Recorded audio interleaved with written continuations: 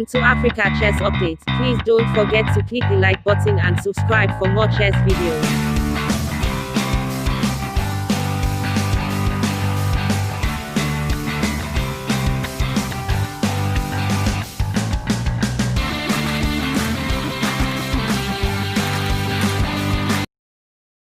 Hello and welcome everybody to another episode of Africa Chess Update with me, CM DJM. Today I have a very interesting game in store for you that was played at the 2019, last year at the 2019 All Africa Games between international master Rodwell Makoto and current Africa champion, Grandmaster Adli Ahmed. So at this point, Egypt actually they won the tournament quite convincingly. I think they amassed 31 points from 36 games, and it was quite a formidable score, and things went like it was a near perfect tournament for them, except for this one round where they lost to Zimbabwe. The way the teams were set up, it was 2 males, 2 females, and both males, Grandmaster Adli Ahmed on board 1 and Amin Basim on board 2 lost their games, but fortunately for them, the females made up for those points, and they still managed to win the tournament. So without further ado, let's get into the game. It was a Catalan, knight f3, b6, g3, bishop g7, bishop g2, and e5. Okay, I think I should say here, before e5 I think was played, this is called the Zukertort opening, after one of the earlier grandmasters. But e5 is apparently it's not a very common move. It's pretty obvious that white can't take on e5 here, so he just played d3, knight f6, and short castles. So after short castles, white is actually threatening to take on e5.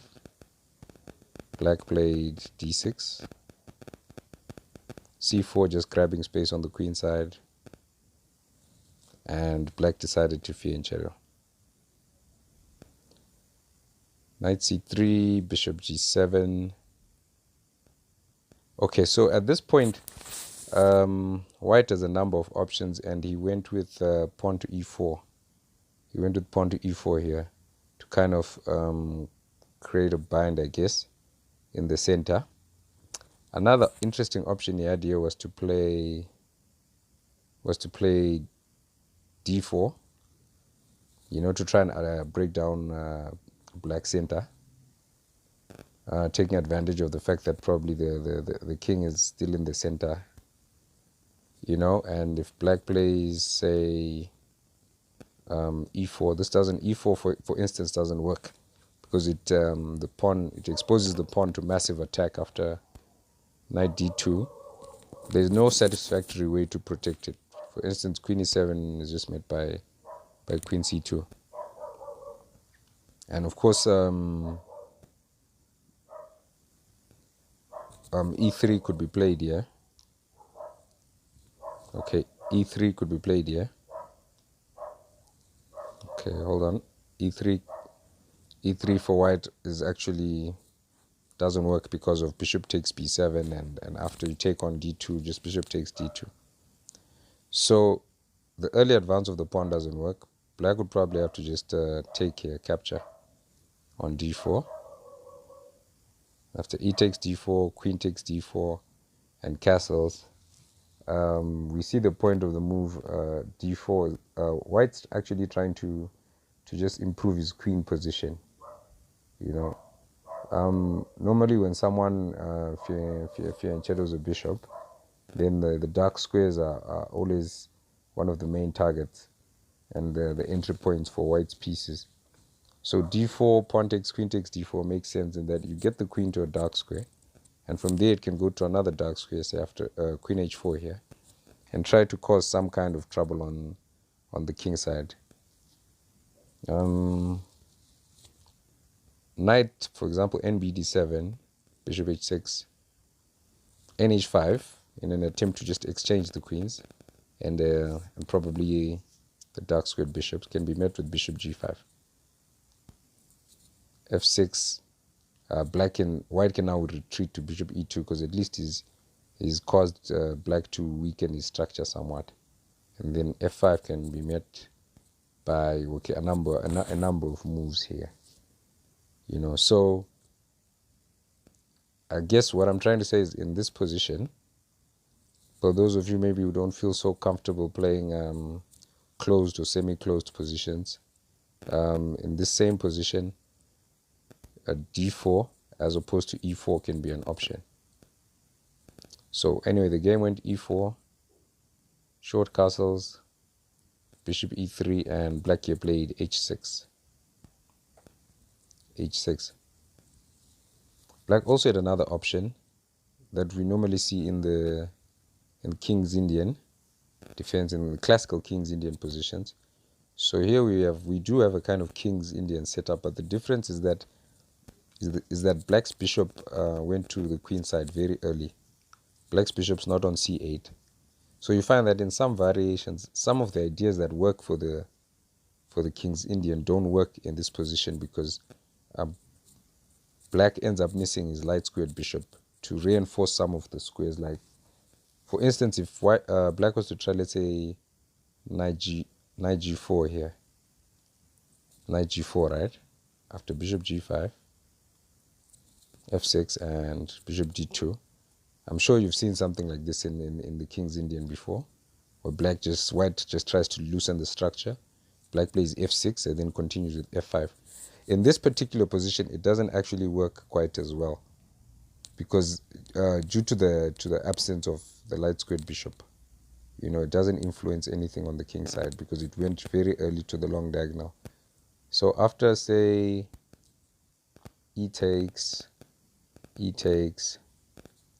h3, white has a very strong move here, knight to h4. And you'll find that in this position, black actually is in a bit of trouble. After, say, bishop takes g2, and king takes g2, because the white bishop has left the game, black has a lot of holes on the white squares on the king side now, which is why the idea of bishop takes b7 and f5, going for King's Indian type ideas, doesn't work quite as well as with the bishop on c8. If the bishop was on c8, black would actually have a good position here, So I guess that's why the current Africa champion decided to avoid going for ng4 and just played simple h6. After h3, preventing ng4, knight b to d7 was played. Now, so white has to come up with a kind of a game plan here as to how he intends to carry out his middle game. I think after nbd7, all the minor pieces are developed, and we can safely say we're in the middle game here. White decided to go for queenside expansion with pawn to b4, and black responded with a very interesting move here, c6. He could have tried as well a5 and a3, say a5 and a3, just to exchange some pawns on the queen side as well. But I think the idea of c6 is very interesting, because I think his idea here was that he intended to meet a possible break of like c5, probably with something like d5. Then we get really interesting position, because he's already threatening d4, and even after the exchange of pawns in the center, the position becomes quite lively. So after c6, okay, before I continue, I actually forgot. Let me just take a few seconds here. I'm going to give you 5 seconds, maybe if you enjoy the videos, and or if you have a comment, may you please leave a comment, but most importantly, may you please subscribe to the channel and click the like button. So I'm just going to give you maybe 5 seconds to do that.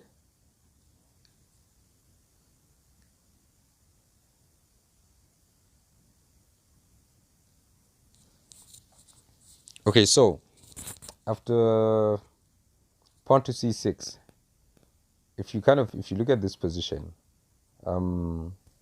white actually is going to have a hard time of trying to break through black's position, because the way black has set up his pawns, the structure black has here is that every square on the fifth rank is defended. So what that means is that there's no entry for any of the minor pieces. None of white's minor pieces can cross its own half of the board. You see, every single square from h5 to all the way up to a5 is defended by black's pawns. So in this kind of a position, what that means is the only way forward is going to be with a pawn break. Only by exchanging some pawns can then white win some squares for himself that will allow him to probe into black's position. So I was looking at possible breaks, and I was thinking of possibly c5. That's the first move that came by, but it doesn't really work off you because of d5. And another break you could try would be a4, a5, to try and just break on the queen side. Makoto actually played here pawn to d4. And after the exchange of pawns, Adley played pawn to c5. So I'm not quite sure about this move. I mean, it looks good. It opens up for the light squared bishop, and it seems like black intends to put pressure on the e4 pawn. But I kind of feel like he's created a lot of weaknesses on the fifth rank. And somehow, and actually that's what decided the game. That's what decided the game against him. Whereas 2 moves before, white actually had no way of penetrating his position. After c5 in this position, white exchanged and played knight to b5. So he's eyeing for a strong square on d6. At this point, black can't put any further pressure on the pawn on e4 by moves like rook to e8, just because of moves like knight to d6.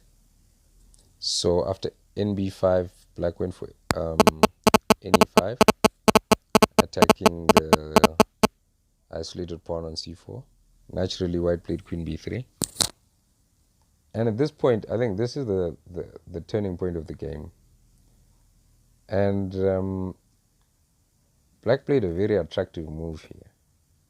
He played a move that, seems like it makes a lot of sense, but tactically, it turns out that the move didn't work. And I think I should say that, the Africa champion, Adley Ahmed, is a very tactical player.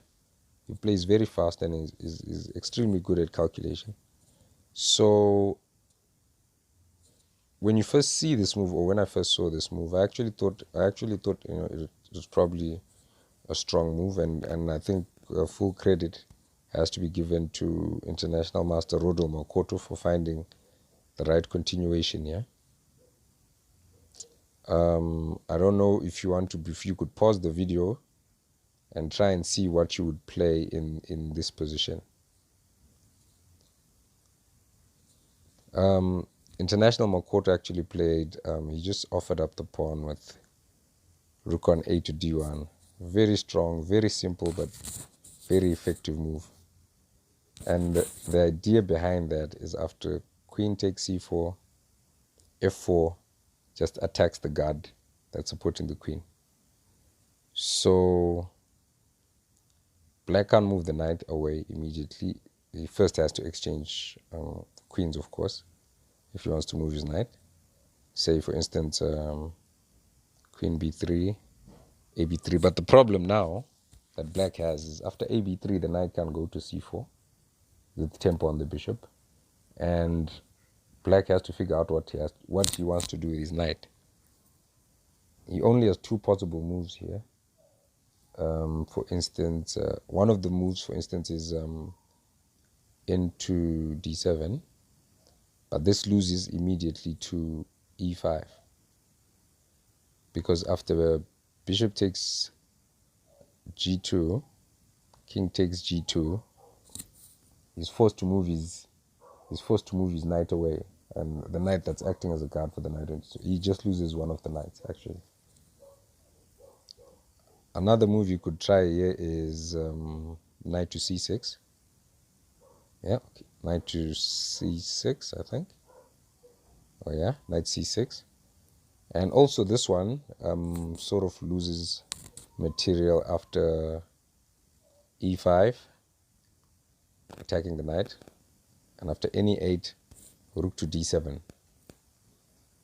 And probably in this position, or in the position after f4, in this position, let's say after f4, in this position after pawn to f4, I think that's the line that black should have gone for. He should have tried just queen takes b3, pawn takes b3, nc6, e5, any 8, and tried something like rook to b7 here. You know, that way he loses rook to b8, and that way he loses two pieces, two minor pieces for one rook. I mean, of course, white is still completely better, but I feel like it probably, I don't know, it seems better, you know, visually than the move he played in the game, which was quite shocking. So Adli here, obviously realizing he was in trouble and being the tactical player that he is, went for the tricky into h5. So black says, okay, you can have the knight. I'm gonna try and break your king side and get some pawns as compensation. So white accepted his offer, captured the knight on e5. So now the queen exchange is practically forced because the queen is on pre now, right? So after queen takes b3, ab3, and in g3, capturing the pawn with tempo. There's no way to save the pawn on e5, so just placing the rook on a central square makes sense. And bishop takes e5. So in this position,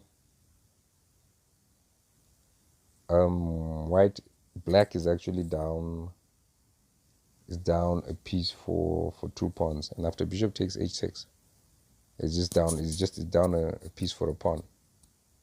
Of course, it looks like, you know, white's king is not so safe, but it's really hard to get at because white is a very strong center because of white is strong in the center with his pawn on e4. That kind of acts like, you know, a bulwark against any sort of infiltration that black might try to have. So after rook to d8, nd5, a6, and b5, I think the only thing that maybe black might try to comfort himself here with is that he kind of seems like, okay, he has a majority on the queen side, and maybe he could try to pin his hopes on someday, you know, trying to promote. But, you know, Makoto quickly put an end to those dreams in one move, the bishop to e3. And this is actually the point where I feel the game is now is just lost here from this point onwards. I'm just going to show the rest of the game. just so you kind of get the full picture of what I was talking about. But at this point, white's about to get rid of black's pawns, his pawn majority on the queen side. For example, this rook c8, I mean, bishop e3 is difficult to meet. You can't meet it with a move like rook c8 because of the simple knight check on e7, and that's a fork taking off one of the rooks. So black decided to play c4. Is that right? Yeah, c4. And after bc4, bc4, and bishop d4, exchanging off probably a black's most active and dangerous piece. Bishop takes c4, rook takes c4. Still rook c8 to defend the pawn on c4, which is probably white's most valuable player here. I mean, black's most valuable player is still not possible because of rook c8 and n7 check. So black plays king g7 to prevent the check, and after rook takes c4, black is simply a piece down for one pawn. So I'm quickly just going to rush through the rest of the game so you can see how the game ended. Okay. White swings over to the queen side, trying to get rid of the last pawn, which is black's final hope. And through the use of a nice a tactical sequence here, after check, bishop c8, bishop f1, the rook has to make a tough choice of leaving the bishop on c8 behind or being captured itself. So at this point, I mean, the position is completely lost, and it was a fantastic victory by International Master Makoto. I mean, this was a game between two of the finest players that we have here in Africa. If you've never maybe researched them, you should try to look that up. Adley's got a string of achievements, from being world junior champion to defeating Magnus Carlsen. And if you haven't seen the video I did on his game with Carlsen, you should see that. And International Master Makoto is a very strong player who's won the South African Open. He's played a brilliant game. He drew at the Grandmaster Nigel Short from England, and many-time Zimbabwe champion. So luckily for Egypt, this didn't affect the rest of the tournament, but I guess this game and the one on board 2 left a sour taste in their mouth, and it's actually one of the gems from last year's All Africa Games event. So I hope you enjoyed the video.